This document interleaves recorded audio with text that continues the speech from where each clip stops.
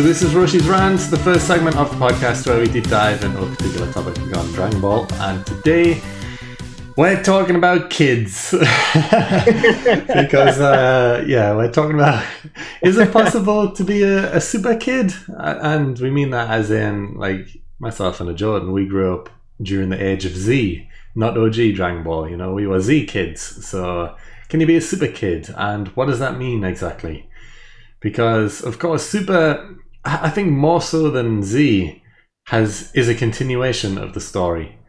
You know, Z kind of started fresh, I guess, and completely changed everything, whereas Super is a bit of a continuation from where things were left off at the end of Z. Well, apart from the final 5 minutes of Z, at least, anyway.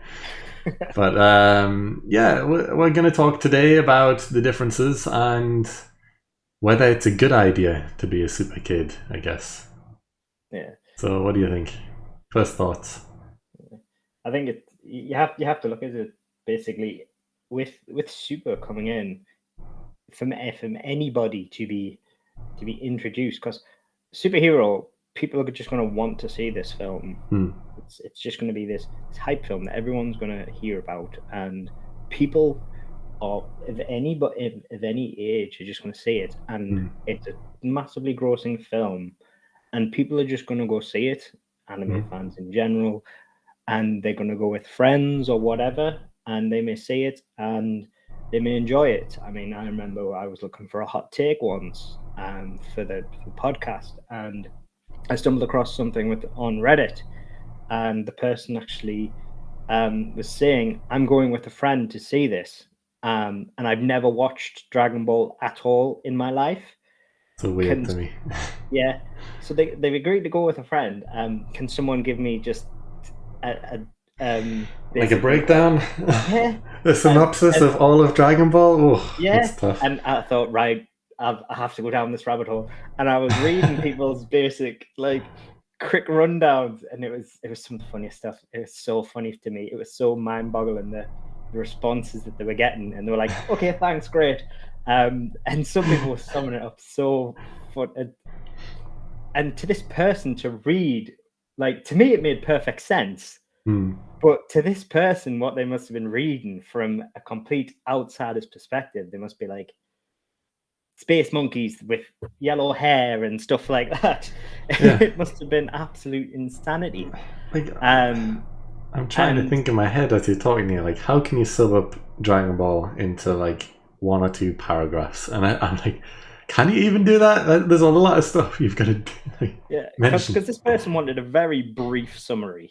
There is no such thing. They weren't looking to read War and Peace. Yeah. And I was just like, I'm heading down this Reddit rabbit hole. There's no way I'm not reading this. Screw the hot take. I'm yeah. Heeroh, that's now your job. And it was fascinating to me. And I was just thinking that there are going to be a lot of people that are like this now. Because there are going to be some people who are just going to watch Superhero and think, okay, I've just seen interesting fights. I might want to see more than this. And then they're going to jump into the start of Super, and if you're not the sort of person who typically goes on Reddit or even knows what Reddit is, because there are a lot of people that do not know what Reddit is. Yeah. It is an accessible place where you can ask for that sort of thing, but a lot of people don't go on Reddit. And if you just jump into that show, it is not the same concept as going into Z. No, not at all. No, the start of Z is very it's basically, Z is, to me, the equivalent of when reset, kind of. Yeah, it's basically Goku's done what Goku always does, where he's disappeared from his friends for so long that they've half forgotten who he is. So he kind of has to half reintroduce himself to his friends. So at the very start of the show, he's kind of half reintroducing himself and his son. So he has to introduce his son to all these new people. So he's basically, you're getting an introduction to everybody. Yeah, you You're introduce meeting everybody for the first time. yeah, because the It's entire mad. cast just happens to be at Roshi's house, like the Kame Yeah, house. It's like, oh, okay, it's unusual for everyone to be here at the same time, but cool. And then Goku shows up with Gohan, and it's like, oh, okay, everyone is here right now. Like, I think the only person who isn't introduced in the first episode is maybe Chi-Chi, to be honest. Which is yeah, maybe a little bit surprising because, she was never a main character in OG, I guess, but, she is the wife of the main character and she isn't introduced straight away. yeah. So it's basically you get the exposition reason to introduce you to your main characters, which is very smart. And then Reddit shows up, and he pretty much, for the most part, nigh on. He pretty much shows up nigh on straight away. He doesn't really hang about. He's still at Roshi's house when, but so he's not even left. Like there is no hanging about, and then he gets the whole exposition of you're an alien and everything like that. Like you don't even need to think and go back to the whole used to be an adventure in Monkey Boy. You don't need to know anything about OG because it's not explored at all. Yeah. It's a whole new thing. Like OG isn't explored whatsoever. So to a Z kid, you don't even need to think about it. Yep, this is a full reset. Yeah. Super is not that at all. It is a full continuation as if Z never stopped. Yeah. Everything's peace on Earth again, and we have all the characters around. Not really introduced them. I think you're thrown straight into a fight or training between Goku and Vegeta at the start of Super. And then, actually, are you? I think so. No, Goku's training on King Kai's planet, pretty much, and Vegeta's on holiday with Trunks and Bulma, getting really angry because he has to be on holiday and he wants to know where. So he's actually, you hear, because I watched it a while ago, so I mentioned it in a previous podcast, I think. He's actually talking in his head. You hear he's in a monologue. He's ranting and raving in his head about how frustrated he is, saying how annoyed he is that not Goku, but Kakarot is away training, getting stronger than he is. So everybody in typical media knows who Goku is, not necessarily who Kakarot is. Yeah, again, like if you're starting fresh at Super, you think, okay, he's talking about some guy named Kakarot, and then no one else calls Goku Kakarot. So it's like, why does he keep calling him Kakarot? Because they don't. They will not. I'm pretty sure. I don't even really need to go check this, but they will not explain that Kakarot's his Saiyan name. They won't explain that in Super. Definitely not. Don't need to check that. I'm pretty sure they haven't. So they must find it weird. Like, why does he keep calling him Kakarot? If you're just starting at Super, like you'll talk about saying pride and stuff. Yeah, like, but it isn't explained again. No. Like, just remember why I call you Kakarot. And it's like, I'm pretty sure that sentence is never uttered. Yeah. Just a fresh reminder, Kakarot. I can just imagine kids sitting there tearing their hair out, like, why? Why does he keep calling him Kakarot? What does Kakarot mean? What is it? Is it a nickname? Is it some inside joke? What is it? Yeah. It's like, I think the only way you could really tolerate the part of this show is if you just don't care about the story. Yeah, because it would be so weird for me. I don't think I would enjoy it because you introduce the two mains, I guess, Goku and Vegeta doing completely different things, and then you introduce the Beerus, and then I guess it builds up that arc with the fight and everything. But Beerus straight away is hinting at how he was the one who told Frieza to blow up planet Vegeta. So you're going into all this. Won't make any sense. You won't know what the hell he's talking about. Yeah, because also, even though he says that, it's like, oh, okay, to everyone who knows Dragon Ball. But if people are starting fresh, it's like, well, what's Planet Vegeta? Why is it important? Oh, this guy's also named Vegeta. Is it his planet? Like, what's going on here? And then they never really go in depth about any of the lore because they mention things, but they never really tell you what it is again because they expect you to have watched Z at least. Yeah. and then you've got the whole Resurrection F film. Why is that a big deal? Yeah. Yeah, exactly. That's the second. That's the second arc, and they're like, "Oh, Frieza's coming back," and then it shows you a couple of little bits on Namek, I guess. But then it's like, "Oh, he's back again," and all these people are, well, if he is starting fresh, are just like, "Oh, is that important? Should I have watched that?" Like, I'm Yeah. starting from here. Like, what's going on? Why is Frieza so strong? Isn't he? Is he not dead? Is he coming back? I don't get it. I think the thing is, there is a lot of, and again, this goes back to what we've discussed previously in another podcast, and it's actually another hot take we've discussed, which is that we feel there's more slice of life in Super, which I think there is, Yeah. personally. Mm-hmm. Is you would have to sit through a lot more of the slice of life that is you probably don't understand for the most part, and just not care about that, and probably just do something else and wait for the interesting fights, and only really be interested in the fights Yeah. to be interested in the show. If you've not really been interested, the only arcs that would really draw you in are once the Goku Black arc, you could fully engage with, because I don't think there's anything about the Goku Black arc that you couldn't fully engage with. I guess the emotional scenes between Trunks and Gohan and why that's important, but apart from that, yeah. And what's that? Yeah, what's that? Like a couple of percent of it? Yeah. I would say you could engage with about 95% of that arc entirely. Probably, yeah.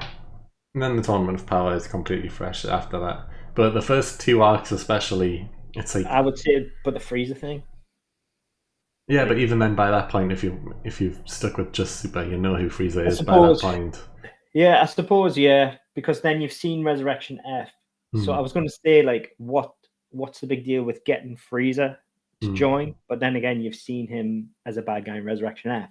Yeah. So getting him for the Tournament of Power arc, you already know he's a bad guy. So going to get him, I suppose, yeah, that's fine. Yeah. So yeah, everything from the Goku Black arc, I would say afterwards, if you've stuck with the show by then, you're pretty much golden, because you'll have worked out who the characters are by then. But that's a big chunk to sit through.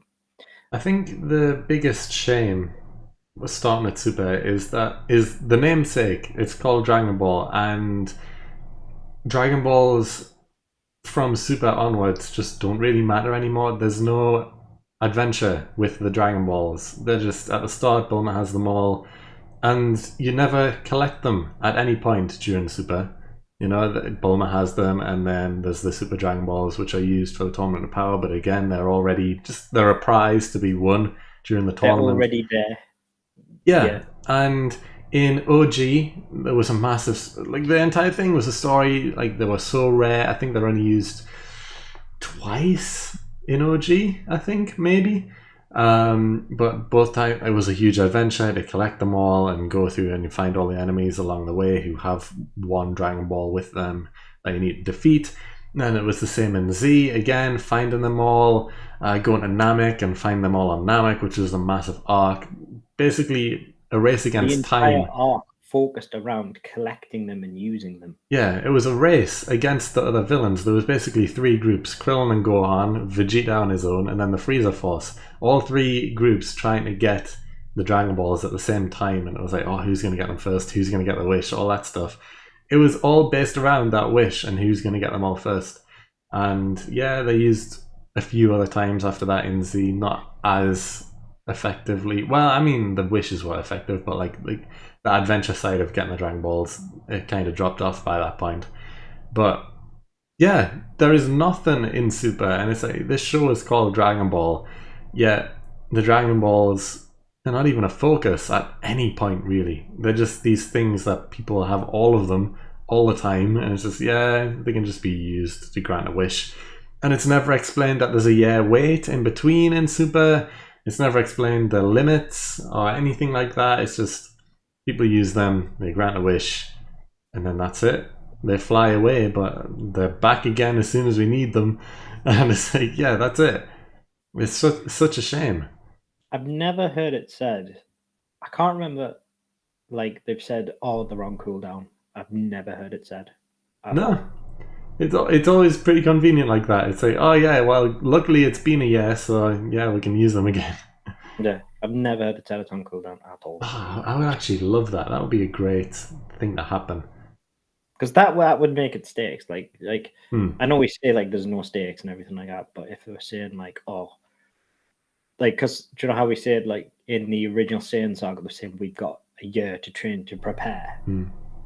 Well, it's like, why don't you kill off one of the best defenders and then say, oh, well, we can't resurrect them for I don't know, a year because the Dragon Balls are on cooldown and the bad guys are going to be here in 6 months. Hmm. Right there, okay. So what are you going to do now? You don't have one of your defenders. Yeah. Easy, Yeah. like. They can fully plan a story around Goku and Vegeta, one of them dying or whatever, and then can't resurrect them for a few months or whatever. So there has to be some workaround, or both of them dying potentially. I don't know if it's a big enough villain to do that. But even if not, just have it like, oh, we need some special like item to be able to defeat this person, like some sort of poison or whatever. Like basic attacks and blasts just don't work. We need this certain type of poison that you can only get on this random planet in the middle of nowhere, which you can't breathe the air in there or whatever. So we need the Dragon Ball just to get it. So it's like, oh, but it's on cooldown, so you've just got to survive. But even like 2 weeks, oh, there's like 2 weeks left of cooldown. You've just got to survive Onslaught, and then we can eventually get it. But no, there's nothing like that. You're Yeah. right. It is a pain. I feel like that should happen at least one time. Like, come on. You never know. It might come. No, it won't though, because there's so many different types of Dragon Balls now. There's the Earth Dragon Balls, there's the Namek Dragon Balls, there's the Super Dragon Balls. They'll probably just bring in the Black Star Dragon Balls and just say, oh, well, Earth's Dragon Balls on cooldown. We can't get a Namek, but there's these Black Star Dragon Balls that haven't been mentioned ever in canon.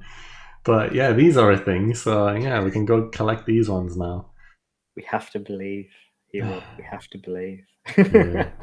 There's a million types of different Dragon Balls, and they only become relevant as soon as the other ones aren't available. That's what we learned. The angels will collect them all. Oh, there'll be Angel Dragon Balls, which are like crystal or something instead of orange. They have these. They can grant a wish. You can become an angel if you wanted to by using that. I love that. Yeah. But getting back to the super point. Yeah. Bit off topic. Yeah, slightly. I genuinely feel like it's not something you could get as emotionally invested in as you can the. I don't think without watching Z, you can have. We do this podcast because we have. It's held a place in our heart as we've grew up. It's something that's always we've got an attachment to it from when we grew up till now. It's something that we have a passion for, and we've loved it from everything that's from Z, Super, films, everything.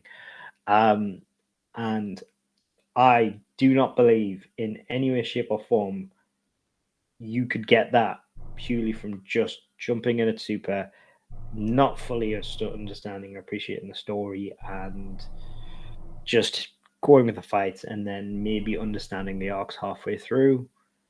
I don't see that happening. I think basically what a person would really need to do is they need to, if they're going to watch something like Superhero, say, yeah, I enjoyed that, I want some more of it. Is they need to watch Superhero, say, yeah, I want some more of that, and then they need to read up a bit and then jump in. Yeah. Because I think it is a huge ask of somebody to say, yeah, I want some more of that, and then hunt down and watch Z. Like, even for them to watch Kai. Yeah, Kai works. That is a huge ask for as well. Kai is like not small either, really. No, it does cut out a lot of filler, but I mean, it's still big. It's still a lot. I think even just understanding that you can understand a lot from the characters just from giving it a lot of reading, like just sitting. I think that's fair to understand who the characters are, and I think you can get a lot from that. And then at least you can appreciate who the characters are, and then at least you can step in knowing how the story's ended. You may not have as much of an emotional attachment, but at least you understand where it begins, so you understand who the characters are. So when it starts and you've got Goku slash Kakarot and you've got his two sons and everything like that, and you got like, you know, the characters are, you know why Vegeta's angry all the time and competing with Goku, and like, at least you know why. It's like you don't have an emotional investment in it yet, but you have the opportunity to build it, because Super is long, it's not short. And you understand, you have the jumping off point. You're not sitting there confused and trying to work it out from the get-go. Yeah. You've got your cliff notes at least. Yeah, like you hit the nail on the head. You're not going to get invested in Super enough. Like there's so many emotional moments that, like, you know, they're relevant just because these are characters that we've grew up with and we know the entire backstory and stuff. Like, how do you get invested in the Master Roshi episode without knowing he was a giant perv? How do you do that? You don't. Literally thinking of that, yeah. Yeah, you need to know that he was obsessed with women, borderline criminal scumbag, but you don't get that in Super, you know? So how can you get invested in that episode?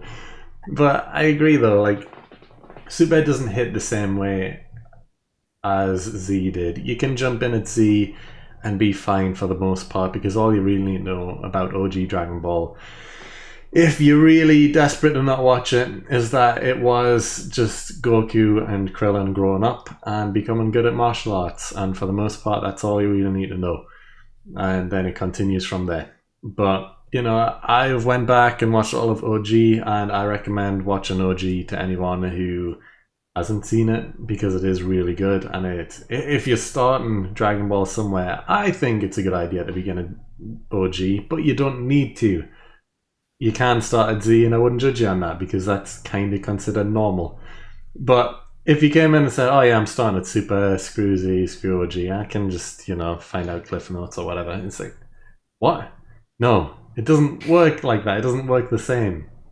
And it's the same, for example, if this new show coming, is it next year or whatever, when the anime returns, I can't wait. But when that happens, it's like if people are just saying, oh yeah, we're going to jump in now because there's been so much hype for the past year with it being in Fortnite and PUBG and all these other games it's been like going on with, and everything else that's been happening, all the, you know, with the success of Super Heeroes as well. If someone's just saying, oh yeah, I'm just waiting for the anime to return and then I'll jump in there, it's like, no, you can't do that though. Maybe they do it better than Super and there is a massive reset again, but I don't see how. No, like, how could it be this, like, it feels like a new series. I feel like they'll probably just continue it being Super. They won't give it a new name, although there's even potential if they gave they might. it a new name, it wouldn't. There's no way they could reset the show, because Z was a reset of the entire show. They introduced different mechanics and lore and everything. There's no new lore to introduce, so to speak. Like, there's new stories, but not new, like, lore, as in, like, obviously you had like your aliens and everything like that, your true key, all that. It was an entirely new world of Dragon Ball. This is going to be more stories. Like, you can't remove Saiyans and stuff like that. Like, it won't change to that degree. No. They can't get away with doing that twice. Like, it's just, you'd be messing with Dragon Ball too much. Yeah. I think OG Dragon Ball was such a simple formula that people had, the original Dragon Ball had come to a natural conclusion, and so people were happy for it to end. So saying that this is a new story, it didn't feel like you were messing with the formula, because people just felt like it was over. So they were kind of like, okay, well, I mean, that show's over anyway, so Yeah, there wasn't the unanswered questions and what ifs and everything. It was just, yeah, it's ended and people accepted it being an end. And then it's like, oh, they brought it back. Well, what can they do? People were curious as to what is going to happen next. Not, they didn't have any like expectations for what's happening next. Like people couldn't guess, like, oh, is this thing going to happen? Is this thing going to happen? It was just like, no, that's it, ended. I'm really curious to know what's going to happen next now. I want to see more of the story. But with the end of Z, everyone had so many questions. It's like, oh, is Oob going to be a main character now? How's Goku going to train him? What's going to happen next? Majin Buu's now a good guy. What's going to happen then? All this stuff and blah, blah, blah. So many unanswered questions. New kids, you know, Goku Jr. and Vegeta Jr. Is it Vegeta Jr.? I don't even think it is. But yeah, Goku Jr. and all the rest of them. And, you know, Goten and Trunks being teenagers now, and Gohan being a dad and older now, and all this stuff. So many things that could happen. And then with Super, they kind of answered a few of them, sort of, but they continued from just before then. But yeah, it's the same here with the end of Super. They've just brought Frieza back to life. You know, there's the films that we already know about as well, but even ignoring them completely, they've just brought Frieza back to life. The universes have just been reset pretty much. Goku has enemies with everyone now because they put them in the tournament to begin with. So it's like, yeah, I want to know what happens next. What does happen next? And you've got all these unanswered questions. That wasn't an ending. If that was the end of Dragon Ball, it doesn't make sense. It's like, well, there's so many unanswered things. The story isn't finished. That's the thing. It's like if you tried a whole mechanic change like that, like if you change Dragon Ball into like Lord of the Rings and you made like Goku and that into elves and dwarves and stuff like that, like people would take issue. Like you can't do a massive change to that degree like you did with Dragon Ball to Dragon Ball Like, Z. imagine this is still technically possible. By the way, Yeah. they've brought back all of these other universes, but now every world is in the Middle Ages. Dun dun dun. Like, what? Like that's the thing. Like you can't get away with doing that type of change because there's no natural end yet. There's like people are invested in. They feel they're in the middle of a story. Like you can't change it. We're just waiting to see what's happening next. So you can't get away with that right now. Yeah, you can't, like, if it was an end and then people said, and then like Toriyama and that turned around and said, yeah, so do you know how to then? Do you fancy something a bit weird and crazy now, but with your characters? People would be like, yeah, sure, why not? Yeah, go for it. Like they probably wouldn't care, and that's basically what you've got with Z. You know, like cool, I guess. Like so, no one cared, but like no, you can't mess with people's story in the middle. It never ever goes well. No. It's never gone well for anybody ever on any show.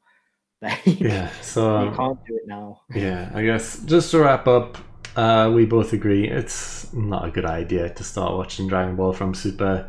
If you're not gonna watch OG, which I think you should, start at Z, and that's still fine. Yeah. But don't start at Super. You're not going to be emotionally invested, and you're going to miss way too much of the show to understand everything properly. Yeah, that's just our thoughts. But I think that's a good place to wrap up this segment. So let's move on now to the Hall of Fame.